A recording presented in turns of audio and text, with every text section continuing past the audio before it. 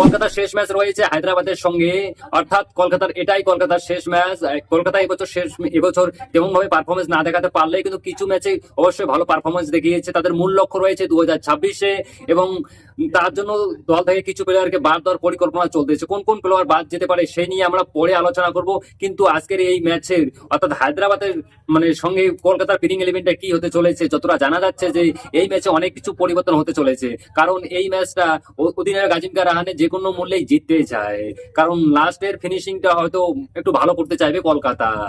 যা শেষ ভালো তার সব ভালো পায়, এই কথাটা মাথায় রেখে অধিনায়ক আজিম খান রাহানে দলে এমন কিছু পরিবর্তন করতে চলতেছে যা দেখে ভাই তুমিও হয়তো অবাক হয়ে যাবে। চলো আজকে সেটাই দেখবো এই ভিডিওতে।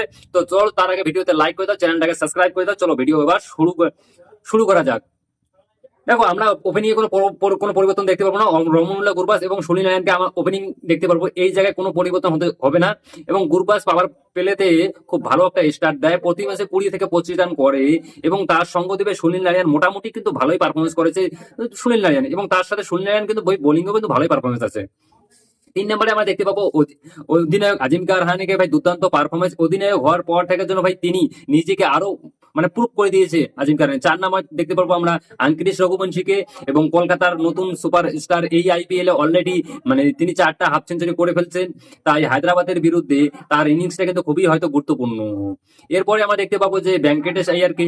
হ্যাঁ, এবার তোমাদের মনে প্রশ্ন আসবে যে ভাই ভেঙ্কটেশ আইয়ারকে আবার কেন ফিরিয়ে আনলো? ভাই তার জায়গায় তো মনীষ পান্ডেকে ঠিক ছিল।